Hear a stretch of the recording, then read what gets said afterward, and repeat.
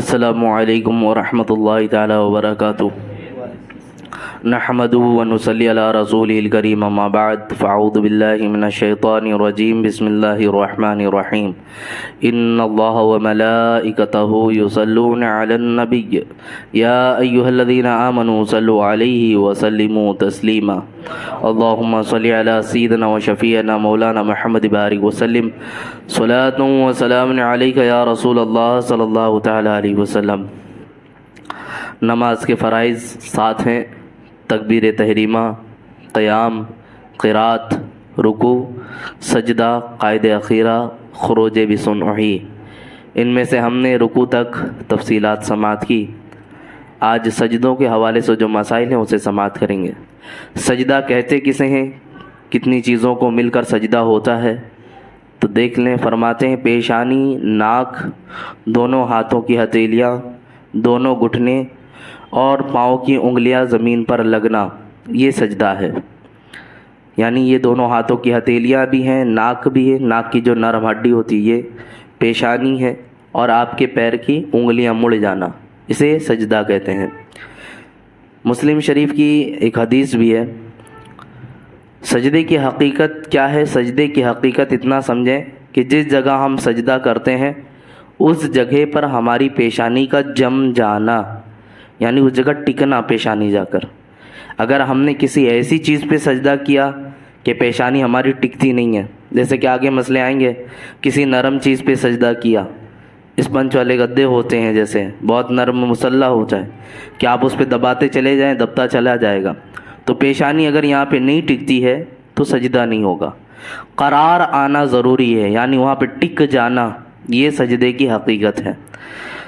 پھر حضرت ابو ہریرہ راوی ہیں، کہتے ہیں کہ اللہ کے رسول صلی اللہ علیہ وسلم نے فرمایا کہ نماز کی حالت میں جب بندہ سجدے میں جاتا ہے تو رب سے سب سے زیادہ قریب ہوتا ہے، یہ اس کی فضیلت ہے۔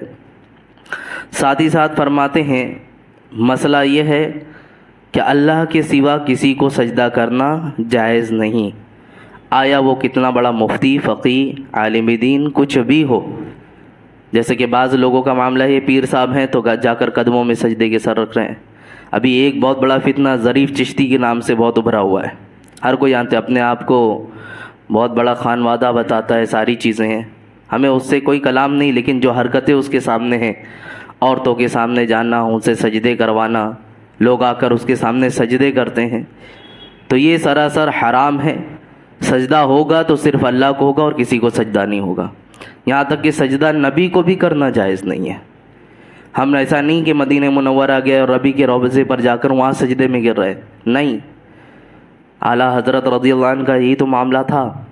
آپ نے جب اظہار کیا کہ یا رسول اللہ آپ مجھ سے بالمشافہ ملاقات کریں، تو ہوا یہ کہ جب حضور صلی اللہ علیہ وسلم نے زیارت سے مشرف فرمایا تو آپ نے یہی کہا اشارہ میں، پیش نظر کہ وہ نوبہار، سجدے کو دل ہے بے قرار، روکیے سر کو روکیے، ہاں یہی امتحان ہے۔ تو یہ امتحان کی گھڑی تھی وہاں۔ حالت تو ایسی تھی کہ نبی پاک صلی اللہ علیہ وسلم کو دیکھ کے کہہ رہے ہیں کہ میں سجدے میں گر جاؤں، لیکن یہ امتحان کی گھڑی، اگر میں ان کو سجدہ کیا تو یہ شرک ہو جائے گا، کیونکہ سجدہ کس کو ہے؟ اللہ رب العزت کو ہے۔ اب یہاں سے بات سمجھ لینا چاہیے کہ انسان سجدے کی حالت صرف اللہ رب العزت کے لیے اپنائے۔ بہت سارے لوگ مزاروں پہ جاتے ہیں، وہاں بھی سجدہ کرتے ہیں، بہت سارے لوگوں کا حال دیکھا جاتا ہے۔ مزار کے بھی جو آداب ہیں اس میں تو یہ فرمایا گیا کہ آپ 7 ہاتھ یا 3 ہاتھ کم سے کم دور ہوں۔ ہمارا حال ایسے ہی ہوتا ہے کیا کہ کوئی بزرگ ہوتا ہے جا کے ان سے چمٹ جانا، ان کو پکڑنا، چومنا، یہ ساری چیزیں کرتے ہیں کیا؟ جب تک وہ اجازت نہیں دیتے ہم قریب بھی نہیں آتے۔ تو ظاہر سی بات ہے ہم کیوں درگاہوں پہ جائیں؟ حضور سیدی اعلیٰ حضرت تو اجمیر شریف جاتے تھے، آپ درگاہ میں بھی داخل نہیں ہوتے۔ لوگوں نے پوچھا حضور آپ ان سے اتنی محبت رکھتے ہیں، اندر چلے بارگاہ میں؟ آپ نے فرمایا نہیں، کتے کا کام گھر کے باہر ہوتا ہے۔ اللہ اکبر! یہ ادب، کمال ادب جو سیدی اعلیٰ حضرت نے سکھایا کہ درگاہوں پہ جانا اور وہاں کس طرح پیش آنا، یہ ایک ادب آپ نے سکھایا ہے۔ لیکن ہمارا تو حال یہ ہے کہ بس عرس کے موقع پر تھالیاں ہاتھوں میں اٹھا لینا اور سروں پہ سجاتے ہوئے نعرے لگاتے ہوئے، اس میں عورتوں کا بھی اختلاط ہوتا ہے، مردوں کا بھی اختلاط ہوتا ہے، ساری حرمتیں پامال کی جاتی ہیں، اور جانے کے بعد سر رکھ رکھ کے گھس کر آتے ہیں اور سوچتے ہیں بڑا کمال کا کام کیا۔ عزیزان مکرم، سجدہ ہوگا تو صرف اللہ رب العزت کو ہوگا، اس کے علاوہ کسی کو سجدہ کرنا جائز نہیں ہے۔ چند مسئلے سماعت کر لیں۔ سجدے میں خاص طور پہ مسئلہ آپ نے سن لیا کن کن چیزوں کو مل کر ہوتا ہے، لیکن اس میں پیر کی انگلیوں پہ خاص دھیان دینا ضروری ہے۔ فرمایا گیا مسئلے میں پیر کی ایک انگلی کا پیٹ، جیسے کہ یہ میری انگلیاں ہیں، یہ پیٹ ہوا، یہ پیٹ ہوا اس کا حصہ، تو اب یہ میں نے انگوٹھے کو یوں موڑا تو میں نے اس کا پیٹ لگایا، اور یہ میں نے صرف ایسے کھڑا رکھا تو یہ اس کا سرا صرف ٹچ ہوا۔ آئی بات سمجھ میں؟ تو یہ پیٹ لگنا ایک انگلی کا، یعنی انگوٹھے کا پیٹ لگنا کم سے کم، یا کوئی سی بھی انگلی کا آپ کا سجدے کی حالت میں لگنا فرض ہے۔ پتہ کیا چلا کسی نے سجدہ اس طرح کیا کہ پیر لگے ہی نہیں زمین پر، یا ٹچ ہوئے لیکن صرف انگلیوں کی نوک ٹچ ہو رہی ہے، یہ مڑا نہیں، اس کا پیٹ نہیں لگا، سجدہ ہوگا ہی نہیں، نماز ہوگی ہی نہیں۔ مسئلہ سن لے اچھی طرح، آپ چاہیں تو دیکھ بھی لیجئے گا، میں تقریباً نمازوں میں اس طرف نظر کرتا ہوں، بہت سارے لوگ دکھتے ہی ہیں مجھے اس طرح کہ جن کی انگلیاں لگتی ہی نہیں ہیں، وہ اپنے اندر کمال سمجھتے ہیں کہ ہم تو مسجد میں ہیں، پنجگانہ نماز پڑھ رہے ہیں، ساری چیزیں ہیں۔ خوش فہمیوں میں لوگ مبتلا رہتے ہیں۔ میاں خوش فہمی کس بات کی ہے؟ ہم کس چیزوں میں خوش ہیں؟ ہمیں کیا خالی یہی 5 وقت کی حاضری لگا دینا یہی کمال ہے؟ عزیزان مکرم، مجھے بات یاد آتی حضرت عمر فاروق رضی اللہ عنہ کی، کہ عید کے دن لوگ عید کی نماز پڑھنے کے بعد خوشیاں منا رہے تھے، گلے مل رہے تھے، ساری چیزیں ہو رہی تھیں، لیکن آپ کا حال ایسا کہ لوگ آپ کو تلاش کر رہے ہیں کہ امیر المؤمنین کہاں ہے۔ پتہ چلا کہ مسجد کے اندر اپنے آپ کو مکلف کر کے، قید کر کے بیٹھے اور شدت سے روئے جا رہے ہیں۔ لوگوں نے جب ان سے ملاقات کی کافی تاخیر کے بعد، تو آپ سے پوچھا کہ حضور آج تو خوشی کا دن ہے، آپ کیوں رو رہے ہیں اس قدر؟ کہا خوشی وہ منائے جسے پتہ ہو اس کے روزے قبول ہو چکے ہیں، خوشی وہ منائے جسے پتہ ہو کہ اس کی نمازیں قبول ہو گئی ہیں۔ کیا ہمیں پتہ ہے ہماری نماز اور روزے قبول ہو چکے ہیں؟ عزیزان مکرم، تو یہاں سب سے بڑی چیز جو ہم نے دیکھنی ہے، ہم نے اپنی نماز کو کس حد تک ادا کیا، یہ ایک بہت بڑی چیز میں بتا رہا ہوں کہ سجدے کی حالت میں اس پہ خاص دھیان دیں۔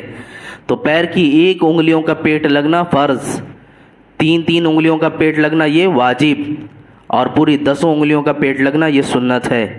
تو فرض اگر کسی نے چھوڑ دیا تو نماز ہوگی نہیں، جیسا کہ میں نے بتایا فرض وہ کام کہ جس عبادت کے اندر وہ ہو، چاہے جان بوجھ کر چھوٹے یا بھول کر چھوٹے، سجدے سہو سے بھی اس کی بھرپائی نہیں ہو سکتی، چاہے جان بوجھ کر چھوڑا ہو یا بھول کر چھوڑا ہو، دونوں صورتوں میں وہ عبادت مکمل ہوگی نہیں سرے سے۔ اور واجب ایسی چیز ہے کہ اگر بھول کر چھوٹ جائے تو سجدے سہو کرنا پڑتا ہے۔ تو آپ مسئلہ یہاں پہ سمجھ میں آ گیا کہ سجدے کی حالت میں پیر کی کتنی انگلیوں کو لگانا فرض ہے؟ کتنی؟ 2 نا؟ 1، ہاں 1 کی انگلیوں کا لگانا فرض، 3 کا لگانا واجب، پوری 10 کا لگانا سنت ہے۔ اب یہاں پہ فرماتے ہیں ہر رکعت میں 2 مرتبہ سجدہ کرنا فرض ہے۔ آیا کسی نے 3 مرتبہ کیا یا 1 مرتبہ کیا بھول کر تو سجدے سہو کرنا پڑے گا، اور جان بوجھ کر کرتا ہے تو نماز ہوگی ہی نہیں۔ ہر رکعت میں کتنے سجدے کا ہونا ضروری ہے؟ 2 سجدوں کا۔ پھر کہتے ہیں ایک سجدے کے بعد فوراً دوسرا سجدہ واجب ہے، یعنی دونوں سجدوں کے درمیان کوئی رکن فاصل نہ ہو۔ بیچ میں جو تاخیر ہوتی ہے اس میں کیا پڑھنا ہے، آگے مسئلہ آ رہا ہے میں بتاتا ہوں۔ ایک رکعت میں 2 ہی سجدہ کرنا، 2 سے زیادہ سجدہ نہ کرنا واجب ہے۔ پتہ ہے آپ کو سجدے میں کم از کم 1 مرتبہ سبحان اللہ کہنے کی مقدار تک ٹھہرنا یہ ہمارے لیے واجب ہے۔ سجدہ کرنا فرض، جیسے میں نے بتایا تھا رکوع کرنا فرض، رکوع کے اندر 1 تسبیح کی مقدار ٹھہرنا واجب، 3 تسبیح 5 تسبیح ہم نے پڑھا تو سنت مستحب، یاد ہے نا مسئلہ؟ اسی طرح سجدے کا بھی سیم ہے کہ آپ نے سجدہ جو کرنا یہ فرض ہے، اس میں 1 تسبیح کی مقدار سبحان ربی الاعلیٰ یہ جو ہم کہتے ہیں اتنی دیر ٹھہرنا ہمارے لیے واجب ہے۔ 3 تسبیح کرنا سنت، 5 بار پڑھے 7 بار پڑھے تو یہ مستحب ہے، یہ حکم ہے اس کے اندر کا۔ اب یہاں پہ بتا رہے دونوں سجدوں کے درمیان جو ہم بیٹھتے ہیں جسے کہا جاتا ہے جلسہ سمجھتے ہیں؟ بیٹھنا ہوتا ہے نا 2 سجدوں کے درمیان، پہلا سجدہ کیے پھر اللہ اکبر کر کے بیٹھتے ہیں اور اس کے بعد دوسرا سجدہ کرتے ہیں، ان دونوں کے درمیان بھی اتنی دیر بیٹھنا کہ 1 تسبیح ہو جائے واجب ہے۔ آیا کسی نے اتنی جلدی اللہ اکبر اللہ اکبر اللہ اکبر فٹافٹ سجدے میں خالی یہی حال تو تھا. ایک صحابی تھے فوراً نماز پڑھ رہے تھے. رسول پاک صلی اللہ علیہ وسلم نے دیکھا, انہیں پھر سے فرمایا جاؤ نماز پڑھ کے آؤ. تقریباً 3 بار انہیں واپس بھیجا تھا کہ جاؤ اپنی نماز پھر سے پڑھ کے آؤ. تو انہوں نے پوچھا حضور مطلب معاملہ کیا؟ میں تو نماز پڑھ کے آ رہا ہوں بار بار. تو آپ نے فرمایا اس طرح سرعت مت کرو کہ دور سے دیکھنے پہ ایسا لگے مرغی دانہ چن رہی ہو. مرغیاں دانہ کیسے چنتی ہے معلوم ہے نا؟ سر کو مارا اٹھایا. تو اس طرح نماز کے اندر کیفیت نہیں ہونا چاہیے. اب دونوں سجدوں کے درمیان جو جلسہ ہے اس میں ایک تسبیح کی جاتی ہے. چاہے آپ امام کے پیچھے ہوں یا تنہا پڑھ رہے ہوں, دونوں کے لیے وہ تسبیح پڑھیں. وہ ہے اللہم اغفر لی. کیا ہے لفظ؟ اللہم اغفر لی. اس کو یوں بھی کہہ سکتے اللہم اغفر لی بھی کر سکتے ہو, لیکن ملا کر پڑھا جاتا ہے تو اللہم اغفر لی. لفظ یاد کر لیں, اللہم اغفر لی, اے اللہ تو مجھے بخش دے. ایک سجدہ ہم نے کیا, اس کی بڑائی بیان کی, سبحان ربی العالی, اے اللہ تو بلند بالا ہے. پھر ہم جیسے سر کو اٹھائے اس کی تسبیح کر کے اب کہتے ہیں اللہم اغفر لی, اے اللہ تو مجھے بخش دے. پھر فوراً سجدے میں گئے اور پھر تسبیح بیان کر رہے ہیں. تو یہ ایک اگر معنی کی سمجھوتے کے ساتھ اور اس کو سمجھ کر ہم سجدے کریں گے تو اس کی مٹھاس بھی ہمیں میسر آئے گی. سجدے کی جو حقیقت وہ ہمیں سمجھ میں آئے گی کہ رب تعالیٰ سے قریب کس طرح بندہ ہوا. عزیزان مکرم, پھر آگے چند مسئلے اور ہیں. یہاں کہتے سجدے میں جانے کے لیے اور سجدے سے اٹھنے کے لیے اللہ اکبر کہنا سنت ہے. یہ تکبیرات انتقال ہے نا, آپ نے سنا بھی پہلے, رکوع میں جانے کے لیے پھر سمع اللہ لمن حمیدہ بول کر پھر سجدے میں جانے کے لیے. تو اسی طرح سجدے میں 2 سجدہ جو ہم کرتے ہیں, اللہ اکبر بول کر سجدے میں جانا, سجدے سے اٹھنا, یہ تکبیر کہنا بھی کیا ہے؟ سنت ہے. پھر فرماتے ہیں دونوں سجدوں کے درمیان جلسہ کرنا یعنی سیدھا بیٹھنا واجب ہے. میں نے بتا دیا ابھی آپ کو, دونوں سجدوں کے درمیان سیدھا بیٹھنا, جو جلسہ کرتے ہیں نا ہم بیٹھتے 2 سجدوں کے درمیان, واجب کا حکم ہے. اب مرد کے لیے جلسے کا طریقہ اور عورتوں کے لیے جلسے کا طریقہ دونوں الگ الگ ہے. مرد جب جلسے میں بیٹھے گا تو جس طرح قاعدے میں بیٹھتا ہے, اپنے دائیں پیر کو کھڑا رکھتا ہے اور بائیں پیر کو بچھا کر اپنی سرین کو اس پر رکھتا ہے. سمجھ میں؟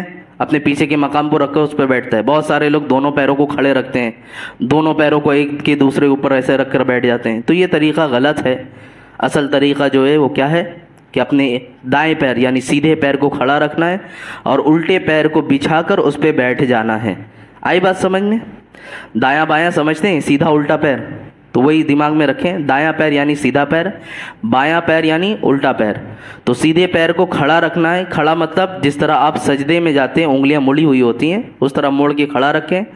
الٹا پیر آپ اپنا بچھا دیں, ٹھیک ہے, اور اس پر بیٹھ جانا ہے. یہ طریقہ ہونا چاہیے. لیکن اب اس میں کچھ چیزیں الگ ہیں وہ عورتوں کے حوالے سے, کہ عورتیں جب بیٹھیں گی تو اس طرح نہیں بیٹھیں گی. عورتیں اپنے دونوں پیر کو داہنی جانب نکال دیں گی, اپنے دونوں پیروں کو دائنی جانب نکال دیں گی اور اپنے بائیں سرین پر یعنی پیچھے کے مقام کا جو لیفٹ والا حصہ ہے اس پہ ٹیکا لگا کر وہ بیٹھیں گی. مردوں کی طرح نہیں بیٹھنا انہیں کہ پیر کو کھڑا رکھنا ہے. یہ طریقہ سمجھ لیں, جلسے میں مرد کا بیٹھنے کا طریقہ الگ اور عورتوں کے بیٹھنے کا طریقہ الگ.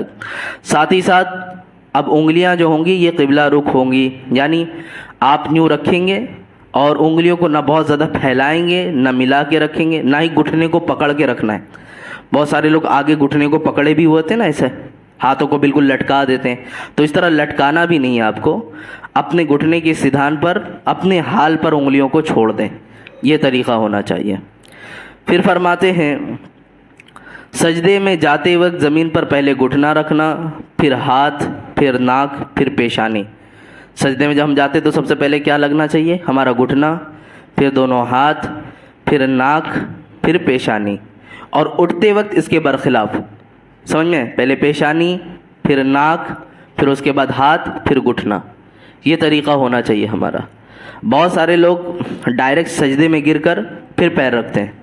اب اگر انہیں کوئی پریشانی ہے, کوئی تکلیف ہے جس کی بنا پر وہ ایسا کر رہے تو کوئی حرج ہی نہیں, کر سکتے ہیں. لیکن صحیح سالم ہے تو طریقہ کیا ہے سجدے میں جانے کا کہ پہلے گھٹنا لگے, پھر ہاتھ لگے, پھر ناک, پھر پیشانی. اور اٹھاتے وقت الٹا اس کا, پیشانی اٹھائے, پھر ناک اٹھائے, پھر ہاتھ, پھر اپنے گھٹنے پہ زور دے کر اگر کھڑا ہونا ہے تو کھڑے ہو, قاعدے میں بیٹھنا ہے تو قاعدے میں بیٹھے. آگے فرماتے ہیں کہ مرد کے لیے سجدہ یہ ہے کہ اپنے بازو کو کروٹوں سے جدا رکھے، پیٹ رانوں سے جدا رکھے، اور سجدے میں کلائیاں اور کوہنیاں زمین پر نہ بچھائے بلکہ ہتھیلی کو زمین پر رکھنا اور کوہنیاں اوپر اٹھائے رکھنا، یہ مرد کے سجدے کا طریقہ ہے۔ یہ ہتھیلی ہوتی ہے ہماری، یہاں سے یہ ہتھیلی، یہاں پہ یہ کلائی، بہت سارے لوگ یہ پورا ایسا بچھا دیتے ہیں، یعنی یہ حصہ بھی پورا ٹچ کر دیتے ہیں سجدے میں، تو یہ مکروہ ہے۔ کتا جس طرح بیٹھتا ہے نا، مثال دے کر سمجھائے گی کتابوں میں، کتے کا بیٹھنا ہوتا ہے نا، ہاتھ یوں اس طرح رکھتا ہے، کتوں کی طرح اپنی کلائیوں کو بچھا دینا، تو یہ سخت مکروہ ہے۔ عبادت میں کوئی ایسا عمل نہیں ہونا چاہیے جس سے جانوروں سے مشابہت ہو، تو اس طرح اپنے ہاتھوں کو، کلائیوں کو یوں اٹھا کر رکھنا، یہ ہتھیلی ہم نے رکھنا ہے اور انگلیاں ملی ہوئی رکھنی ہے، اور باقی یہ حصہ اٹھا کر رکھنا ہے۔ اچھا جماعت میں پڑھنے ہو تو کیا کریں؟ جماعت میں تو ہاتھ پورا کھول نہیں سکتے، تو سمیٹ کر بھی ہم نے اٹھا کر ہی رکھنا ہے۔ ایسا نہیں کہ جماعت کی حالت میں ہے، تنگ دستی ہے اور جگہ تنگ ہو رہی ہے تو وہاں پہ ہاتھوں کو بچھا دیں، ایسا نہیں ہے۔ آپ کو جس طرح سہولت ملتی ہے وہاں ہاتھ اٹھا سکتے ہیں، اٹھا لیں، ٹھیک ہے۔ تو یہ مردوں کا ہے کہ اب اپنے پیٹ کو ران سے بھی جدا رکھے گا، پھیل کر سجدہ کرے گا نا، اپنے پنڈلیوں کو ادھر پیچھے کے ران سے جدا رکھے گا، جب سجدے میں آتے سب کشادہ ہوتا ہے نا۔ یہ عورتوں کے سجدوں کے برخلاف ہے، عورتوں کو کہا گیا سمٹ کر کریں، میں نے بتایا تھا کل بھی شاید، کہ عورتیں جب سجدہ کریں گی تو کس طرح کریں گی؟ عورتوں کا سجدہ اس طرح ہو کہ ان کا پیٹ ران سے مل جائے، ران پنڈلیوں سے مل جائے، بازو کروٹوں سے مل جائے، بالکل سمٹ کر سجدہ کریں، اور مرد بالکل پھیل کر سجدہ کریں گے، تو دونوں لوگ اپنے سجدے کی حقیقت کو بھی سمجھ لیں۔ اب یہاں پہ انگلیوں کو جو ملانا ہے اور کہا گیا، اس کی وجہ یہ ہے کہ یہ انگلیاں ملا کر سجدے میں رکھنا یہ سنت ہے۔ انگلیاں ملا کر سجدے کی حالت میں ہم جاتے ہیں، یہ انگلیاں ملی ہوئی رکھنا چاہیے، سجدے سے اٹھنے کے بعد پھر واپس اسے اپنے حال پہ رکھتے ہیں، جب اپنے پیر پہ رکھنا ہم نے، پھر سجدے میں جائیں گے تو پھر انگلیاں ملی ہوئی رکھنا چاہیے۔ حضور سیدنا غوث پاک رضی اللہ عنہ کے دورے میں ایک واقعہ ایسا پیش آیا تھا، چند اللہ والے اور بزرگ دریائے دجلہ کے پاس تشریف لائے، اور جب آپ نے سنا وہاں کچھ اللہ والے آئے ہیں تو آپ نے کہا ملاقات کے لیے جاتے ہیں، یا کسی غرض سے وہاں پہنچنا ہوا آپ کا۔ وہاں پہنچے تو دیکھے وہ جو اتنے بزرگ تھے، قافلہ تھا، وہاں موجود نہیں تھے وہ لوگ، تو وہاں پہنچ کر دیکھا آپ نے کہ ان لوگوں نے نماز پڑھی تھی، چونکہ مٹی تھی اور مٹی پر وہ سجدہ کر کے گئے تھے، تو آپ نے ان کے انگلیوں کے نشان دیکھے، اور دیکھنے کے بعد آپ نے فرمایا یہ اللہ کا بندہ تو ہے لیکن اللہ کا ولی نہیں ہو سکتا۔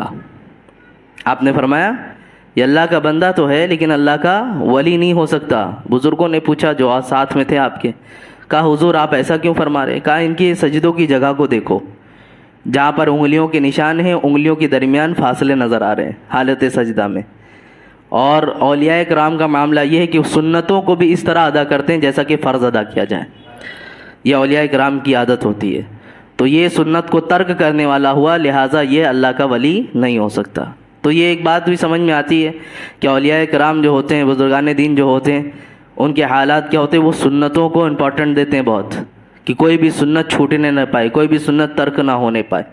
خیر، تو یہ باتیں تھیں کہ سجدوں میں کس طرح ہم نے رہنا ہے۔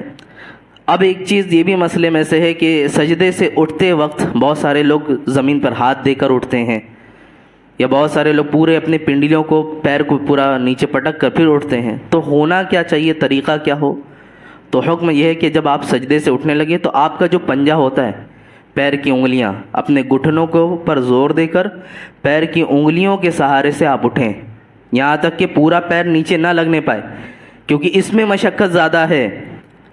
آپ کر کے دیکھ لیں، آپ پورا مکمل جیسے بیٹھتے ہیں، اپنے پنجوں کے بل بیٹھ جائیں پورا صحیح سے، پورے پیر کو لگا کر، اور اس کے بعد اٹھیں، دیکھو آپ کو بڑی طاقت لگے گی۔ لیکن پنجوں کے بل اٹھتے ہی وقت فوراً اٹھ جانا، بآسانی آپ اٹھ سکتے ہیں۔ سمجھ میں آئی بات؟ اور یہ جو پورے بیٹھ کر پھر اٹھتے ہیں، اسے مکروہ بھی کہا گیا۔ تو طریقہ کیا ہے کہ پنجوں کے بل زور دے کر پھر اٹھا جائے۔ اچھا، بعض لوگ جو انگلیوں کو زور دے کر زمین پر اٹھتے ہیں، اب آیا ان کے لیے کیا حکم ہے؟ دیکھا جائے گا وہ کس عذر میں ہیں۔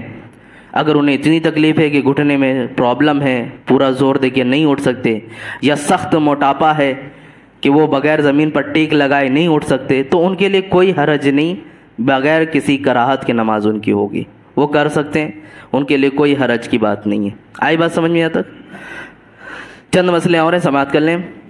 سجدے میں نظر ناک کی طرف کرنا مستحب ہے، کل ہی بتایا تھا میں نے، ناک کے یہ جو نتھنے ہوتے ہیں یہاں دیکھنا چاہیے۔ پھر کہہ رہے ہیں اگر سجدے میں پیشانی خوب نہ دبی تو نماز ہی نہ ہوئی، اور ناک کی ہڈی تک نہ دبی بلکہ ناک زمین پر صرف مس ہوئی تو بھی نماز مکروہ تحریمی واجب الاعادہ ہوئی۔ اس میں بہت بڑی حکمت جو ہے وہ یہ سمجھ میں آتی ہے کہ پیشانی کا سب سے پہلے کیا بتایا گیا سجدے کی حقیقت، پیشانی کا جمنا، زمین پر ٹک جانا۔ آپ کسی بھی تقریباً لوگوں کو دیکھیں گے آپ تو سامنے سے تو وہ بات سمجھ میں نہیں آئے گی، لیکن جب کنارے سے آپ دیکھنا شروع کریں گے تو چہرے میں سے یہ ناک کا حصہ پیشانی سے باہر آتا ہے ہمیشہ، آپ دیکھیں گے یہ چیز سمجھ میں آئے گی، یہ پیشانی سے ناک کا حصہ تھوڑا باہر نکلتا ہے نا، نہیں سمجھ میں آ رہی بات میری؟ آپ کبھی بھی سامنے سے یہ بات نہیں سمجھ میں آئے گی، لیکن آپ سائڈ سے دیکھیں تو چہرے سے اللہ ماشاء اللہ، مطلب جس کو اللہ تعالیٰ نے اس طرح تخلیق فرمائی جس کی ناک اندر دبی ہوئی ہو یا باہر نہیں، لیکن تقریباً لوگوں کے حالات ایسے ہیں کہ ناک کا یہ حصہ تھوڑا باہر نکلتا ہے، اور سجدے کی حقیقت کیا؟ پیشانی کا جمنا، سجدے کی حقیقت پیشانی کا جمنا۔ تو ناک کی نرم ہڈی کو کیا دبنے کا معاملہ ہوا؟ کیونکہ جب تک آپ یہ ہڈی کو نہیں دبائیں گے یہ پیشانی کیسے جمے گی؟ تو یہ ایک بات سمجھے، اسی لیے یہ ناک کی نرم ہڈی کو دبانے کی بات بولی گئی تاکہ یہ نرم ہڈی دب جائے۔ بہت سارے لوگ سجدے میں رگڑتے رہتے، سر نشان بنا لیتے ہیں کہ ہمارے نشان آ جائے، دور سے پتہ چلے کہ مطلب بڑے عبادت گزار ہیں۔ خیر من جانب اللہ، جس کو بنتے بنے، سجدے میں سر رگڑنے کی کوئی ضرورت نہیں ہے کہ جائیں اور سر رگڑتے بیٹھے ہیں، دبانے کے چکر میں اتنا چہرے کو بگاڑ لینا، اس پہ نشان بنا دینا۔ میاں جب قرات کرنے کا حکم ہے تو یہ کہا گیا کہ قاری قرات کرے تو منہ نہ بنائے تاکہ دور سے دیکھنے والے کو خوف نہ محسوس ہو کہ کیسے آڑے ٹیڑھے منہ بنا رہا، یہ ہوتا نا بہت سارے الٹے سیدھے منہ بنا کے تلاوت کرتے ہیں، دیکھ کر خوف زدہ ہو جائے انسان کہ یہ کیا کر رہے ہیں۔ ایسی تلاوت نہیں کرنا چاہیے کہ دیکھ کر انہیں دہشت لگے کہ اتنا سخت منہ بنایا جا رہا ہے۔ تو اسی طرح عبادت کوئی سی بھی ہو اس میں ہمیں اپنے جسم کو نقصان نہیں پہنچانا ہے۔ سجدے میں جانے کا حکم ہے، پیشانی جمانے کا حکم ہے، لیکن اس طرح نہیں کہ رگڑ ڈالا جائے اور چہرے پہ نشان پڑ جائے، ایسا نہیں۔ ہاں کچھ اللہ کے بندے ہوتے ہیں ان کی بات الگ ہے، وہ کثرت سے سجدے کرتے ہیں، کثرت سے، جیسے ہم کثرت سے پیر کا استعمال بیٹھنے کے لیے کرتے ہیں تو دیکھو ہمارے پیروں میں نشان پڑ جاتے ہیں، گٹے پڑتے ہیں نا، کالا کالا سخت ہو جاتا ہے، تو وہ کثرت سے استعمال ہو رہا ہے۔ اسی لیے سجدہ اتنی کثرت سے کیا گیا، وہ رات بھر نوافل پڑھنا، عبادتوں میں مشغول رہنا، جس کی وجہ سے پیشانی پہ نشان پڑا۔ میں ان کی بات نہیں کرتا جو رگڑتے ہیں پیشانیوں کو جا کر، ابھی 4 دن ہوا ہوتا ہے، جماعت میں جا کر آتے نشانی بھی پڑ جاتی، دیکھو اللہ کا نور نظر آ رہا ہے، ساری چیزیں سامنے نظر آنے لگتی ہیں۔ تو میں ان کے بارے میں بات کرتا ہوں کہ اپنے مزاج کو چینج کریں۔ سجدے کی حقیقت کیا ہے؟ پیشانی کا جمنا اور ناک اتنا ہی دبانا کہ سجدہ آرام سے ٹک جائے۔ آئی بات سمجھ میں؟ پھر کہہ رہے ہیں کسی نرم چیز پر، مثلا گھاس پر، روئی، قالین، یا اس طرح اسپرنگ والے گدے پر، یا گلہ وغیرہ ہوتا ہے، جو باجرہ گیہوں جس کا ایک کھلا ہوا رکھا ہوا ہے، تو یہ سب چیزیں کیسی ہیں؟ آپ چاول کا ڈھیر رکھا ہوا ہے، آپ ہاتھ ایسے دباتے چلے دبتا چلا جاتا ہے کہ نہیں؟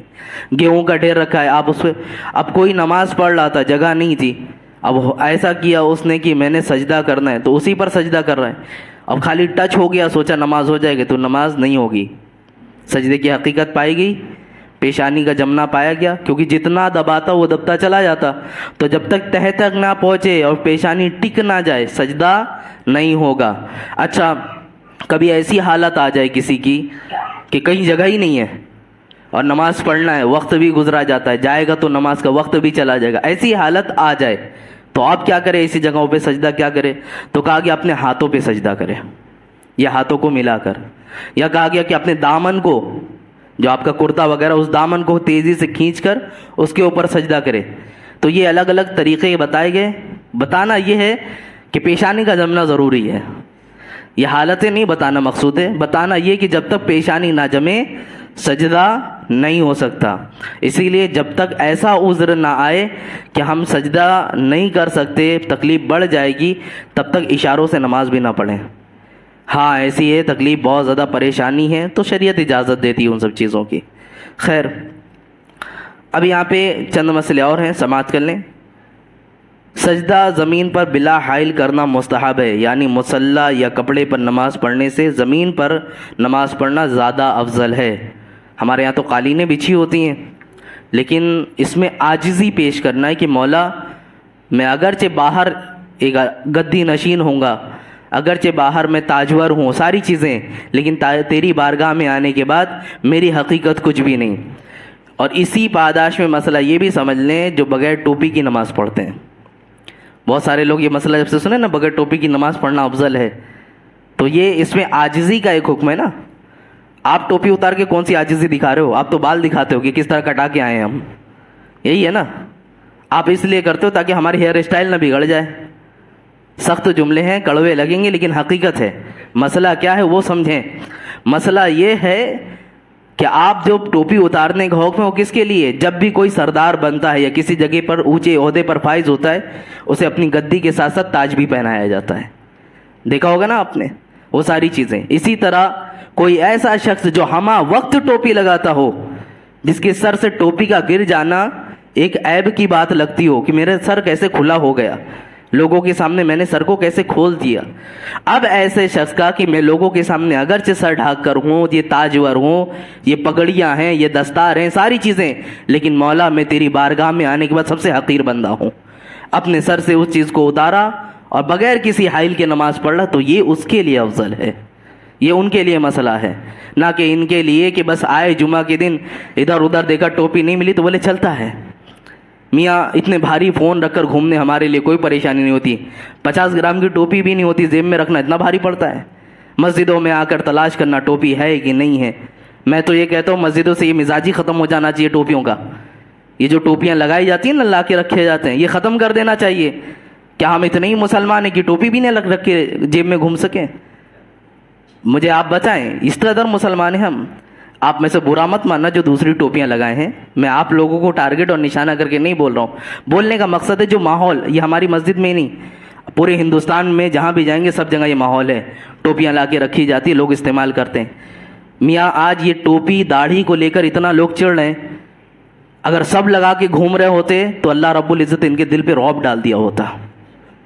آج مسلمانوں کی حالات دن بدن بد سے بدتر ہو جا رہے ہیں۔ ابھی آج کی نیوز یو پی کی جو آئی، میں موضوع سے ہٹ کر بتا رہا ہوں، 3 مسجدوں میں یہ غیر لوگ گھس کر قرآن کو پھاڑے ہیں، 3 مسجدوں میں، میرے خود شہر کا معاملہ آیا، یہ 3 مسجدوں میں، وہاں کی جامع مسجد قاضی شہر جہاں پر رہتے ہیں، دن دہاڑے مسجد میں لوگ گھسے ہیں، وہاں کے قرآن کے پیج کو پھاڑا، بے حرمتی کی وہاں کے لوگوں کے ساتھ، اور اس قرآن کو نہ جانے کیسی کیسی چیز، یہ جو ایک الگ معاملہ ہوا۔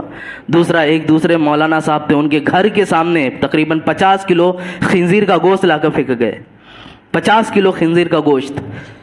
واللہ عالم بالصواب، کہاں تک بات سچ ہے کہاں تک نہیں اس کی تحقیق نہیں، لیکن میرے اپنے گھر کے ذریعے یہ نیوز آئی اور وہاں کے رہنے والوں نے بتایا کہ یہ حالات چل رہے ہیں۔ میاں یہ کیا بات ہے؟ کن چیزوں کے بارے میں؟ ہم تو نماز پڑھنے عبادتیں کریں، کیوں چھیڑا جا رہا ہے زبردستی؟ کیوں ٹارچر کیا جا رہا ہے؟ تاکہ آپ بھی کچھ اقدام اٹھائیں، آپ بھی کچھ کریں تاکہ دنگے فساد ہو۔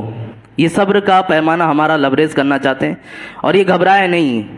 جس دن صبر کا پیمانہ لبریز ہوگا اور مسلمان میں غیرت انسانی جاگ گئی، غیرت ایمانی جاگی، تو یہ تو ہماری تاریخ رہی ہے۔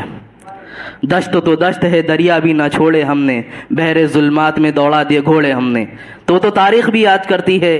اور جب مسلمان ایمان کے جذبے کے ساتھ باہر نکلے گا تو یہ ان کا جتنے بھی معاملات ہیں، چلانا، پکارنا، چیخنا، یہ سب اپنی جگہ ہوگی، ہمارے نعرے تکبیر کی ایک صدا اپنی جگہ ہوگی انشاءاللہ۔ خیر، تو سجدوں کے بارے میں ہم بات کر رہے ہیں، بات ہٹ گئی کہ کس طرح کیا حالات ہونا چاہیے، کیا چیزیں ہیں سجدوں کے لیے۔ زمین پر ہم جب آتے ہیں تو مصلی بچھے ہیں، ساری چیزیں، لیکن بغیر کسی حائل کے اگر ہم عبادت کرتے ہیں تو یہ رب تعالیٰ کی بارگاہ میں عاجزی کی نیت ہم نے کر لی تو یہ بہت افضل عبادت ہوگی۔ آئی بات سمجھ میں؟ اب یہاں بتا رہے ہیں اگر کسی وجہ سے کوئی شخص پیشانی جمنا ہے نا سجدے پہ، پیشانی نہ رکھ پائے، جیسے کسی کو دانا نکل آیا بہت سخت، اور ایسا سخت دانا کہ اگر پیشانی پہ زور دے گا تو سر میں ٹپکن ہوگی، سر دکھنے لگے گا یا پھوٹ جائے گا جس سے وضو جاتا رہے گا، ایسی پریشانی آ گئی تو اس کے لیے حکم ہے کہ وہ اشارے سے نماز پڑھ لے۔ آئی بات سمجھ میں؟ ہاں۔ پھر کہتے ہیں ایک مسئلہ یہاں پر تھوڑا الگ ہے، شاید آپ لوگوں نے سنا ہو کہ نہیں، کہ جیسے اکثر جمعہ کے لیے ہم جب جاتے ہیں تو بہت زیادہ بھیڑ ہو جاتی، کبھی کبھی ہمارے یہاں تو مسجد میں بند کر دیتے جتنے لمیٹڈ ہیں، تو دوسری جماعت بھی ہونی رہتی ہے، اس وجہ سے روک دیا جاتا لوگوں کو کہ مت آئیں. اب اگر کوئی اتنے زیادہ لوگ آ گئے کہ جگہ تو مل گئی کھڑے ہونے کی لیکن سجدہ نہیں کر سکتے تو اب کیا کریں؟ تو یہاں دو صورتیں ہیں. اگر آپ کے سامنے کوئی آدمی اسی جماعت میں اسی نماز میں شریک ہے تو اس کی ہی پیٹھ پہ سجدہ آپ کر سکتے ہیں. سن کر عجیب لگے گا لیکن اسی نماز میں ہونا چاہیے اسے بھی. ایسا نہیں کہ جس کی پیٹھ پہ آپ سجدہ کر رہے ہیں وہ کسی دوسری نماز میں ہے یا نماز سے باہر ہے تو آپ کی نماز فاسد ہو جائے گی. ہاں اسی جماعت، جیسے کہ ظہر کی نماز ہو رہی فار ایگزامپل، بہت زیادہ کراؤڈ ہے، بہت زیادہ بھیڑ ہے، آپ آئے اور ایسی حالت ہی کھڑے ہونے کی جگہ تو مل گئی، آپ نے نیت بھی باندھ لی، سامنے جو شخص سجدے میں گیا اب سجدے کی جگہ ہی نہیں ہے، اتنا کم ڈسٹینس ہے، اتنا کم فاصلہ کہ آپ سجدہ کر ہی نہیں سکتے. جائیں گے تو پیشانی بھی نہیں جمے گی، سر بھی ٹچ نہیں ہوگا، ہو سکتا ہے نا کبھی بہت کم فاصلہ ہو. تو کہا کہ سامنے جو شخص سجدے میں ہو اس کی پیٹھ پر سجدہ کر لے، نماز ہو جائے گی. لیکن اس کی عادت نہیں بنانا چاہیے، یہ حالت پیش آئے تو اس وقت کی بات ہے. آخری مسئلہ، اگر سلام پھیرنے کے بعد یاد آیا، اب یہاں پہ سجدے سو کے بارے میں بول رہے ہیں کہ کسی نے 2 کی بجائے 3 سجدے کیے، اگر سلام پھیرنے سے پہلے یاد آ جائے تو سجدے سو کرے کیونکہ واجب چھوٹا ہے، فرض ادا ہو گیا، سجدے سو لازم ہے. پتہ ہے آپ کو 3 سجدہ کر لیا تو کیا حکم ہے. اور سلام پھیرنے کے بعد یاد آیا تو نماز کی اعادہ کرے، یعنی نماز کو اپنی دہرائے، یعنی کیونکہ نماز سے باہر ہو گیا نا. ایک یہ ہے کہ آپ بیٹھے تھے ابھی قاعدے میں، اتحیات بھی پڑھ لیا، درود بھی پڑھ لیا، ساری چیزیں، اب یاد آیا نہیں مجھے تو سجدے سو کرنا ہے تو سجدے سو کر لے، پھر اپنی نماز کو جیسے مکمل کرتا ہے مکمل کرے. ایک یہ صورت ہو گئی. اور یہ ایک ہے کہ اسے سجدے سو کرنا تھا، اب اتنا غافل ہو گیا کہ یاد ہی نہیں، تو اب اس کا حال ایسا ہے کہ اس نے سلام پھیر لیا اور دونوں سلام پھیرنے کے بعد پھر یاد آیا ارے مجھے تو سجدے سو کرنا تھا. تو اب ایسا نہیں واپس پھر بیٹھ گیا قاعدے میں اور تحیات پڑھا سجدے سو کرا، نہیں، از نو پھر سے نماز پڑھنی پڑے گی، یعنی اس نماز کو دہرانا پڑے گا. حضرت ایک مذہب بزرگ تھے حضرت شیبہ رضی اللہ عنہ، حضرت امام مالک اور حضرت امام شافعی غالباً یا حنبل، یہ لوگ میں سے 2 لوگ تھے. کہا وہ بزرگ کے بارے میں سنے بڑے مسئلے بتاتے، پوچھ کر آتے ہیں. تو ان کے پاس ملاقات کے لیے گئے، چند مسئلوں کو ان لوگوں نے پوچھا. حضرت امام شافعی نے پہلے کہا کہ حضور چند مسئلے پوچھنا ہے، آپ جواب عنایت فرما دے تو بہت اچھا ہے. کہا پوچھیے. تو انہوں نے پوچھا کہ سونا چاندی کی زکوٰۃ نکالنا ہے تو کتنی نکالیں گے؟ تو آپ نے کہا میں اپنا مسئلہ بتاؤں کہ شریعت کا مسئلہ بتاؤں؟ کہا حضور دونوں بتا دیجئے. تو شریعت کا مسئلہ انہوں نے بتا دیا، سونا 7.5 تولہ، چاندی 52.5 تولہ. کہا یہ تو شریعت کا مسئلہ ہے. کہا حضور آپ کے درمیان کیا مسئلہ ہے، آپ کے نزدیک اس کا کیا حکم ہے؟ آپ نے کہا کہ آپ کے پاس کتنی بھی دولت ہو جائے آپ کو زکوٰۃ نکالنی ہی نہیں ہے. کہا ایسا کیوں؟ کہا کہ ہم کسی چیز کے مالک ہی نہیں، تمام چیز کا مالک تو اللہ تعالیٰ ہے، رب کائنات ہے. یہ وہ مذہب بزرگ تھے، ان کا اپنا ایک مسئلہ تھا، وہ بتائے. اسی طرح انہوں نے ایک بات اور پیش کی. کیا بات؟ جب دوسرے صاحب نے سوال کیا کہ حضور اگر کسی سے واجب ترک ہو جائے تو کیا کرے، تو آپ نے کہا میرا مسئلہ سنو گے یا شریعت کا مسئلہ سنو گے؟ تو آپ نے فرمایا کہ دونوں بتا دیں. کہا شریعت کا مسئلہ یہ کہ بھول کر چھوڑا تو سجدے سو کرے گا، نماز ہو جائے گی، جان بوجھ کر چھوڑا تو نماز کے اعادہ کرنا ہے. کہا آپ کا مسئلہ کیا ہے؟ کہا میرا مسئلہ یہ ہے کہ جو بھول کرے نماز میں اس کی نماز ہے ہی نہیں. اللہ کی بارگاہ میں بیٹھنے کے بعد کیا اتنا غافل ہو سکتا ہے کہ نماز میں خطائیں کرے، نماز میں غلطیاں کرے؟ لہٰذا ایسے شخص کی نماز میرے نزدیک ہوئے گی نہیں، وہ چاہے جتنے سجدے سو کا ڈالے. تو یہ ایک بات ایسے ضمناً آئی کہ سجدے سو کا معاملہ ہونا. میاں ہم رب کی بارگاہ میں حاضر ہیں، انسان ہیں، غلطی ہو جاتی ہے ہم سے، لیکن ہمہ وقت نماز میں آ کے ذہن کو خود سے ہی بانٹ دینا اور کھو جانا کہ تصور میں چلے جاتے ہیں کب نماز ہو جائے گی پتہ نہیں چلے گی، سلام تو خود بخود پھر ہی جائے گا. تو یہ چیز نہیں ہونا چاہیے. ہمیں اپنے اعتبار سے خود کوشش کرنا چاہیے کہ ہمارا ذہن حاضر رہے نماز میں. خیر یہ اتنے مسائل تھے، ان میں سے ایک آخری مسئلہ جو یہاں رہ گیا لکھا ہوا ہے کہ سجدے میں جاتے وقت اور سجدے سے اٹھتے وقت اپنے ہاتھوں پہ جو زور دینا ہے. سجدے میں جاتے وقت کہہ رہے ہیں کہ اپنے سیدھے ہاتھ پر، بائیں ہاتھ پر زور دے، سجدے میں جاتے وقت دائیں ہاتھ پر، یہ دایاں ہاتھ ہے ہمارا سیدھا ہاتھ، اس پر زور دینا ہے، اور اٹھتے وقت بائیں ہاتھ پہ زور دینا ہے. یعنی دونوں یہ ہاتھ رکھا ہم نے. اب جاتے وقت زیادہ زور کس پہ ہو؟ اس پہ ہو، اور سجدے سے اٹھتے وقت کس پہ ہو؟ اس پہ ہو. دیکھا جائے نا تو دوسرے الفاظ میں کہ جسمانی ورزش اگر کرے انسان تو نماز سے بڑھ کر کوئی ورزش کا ذریعہ نہیں ہو سکتا.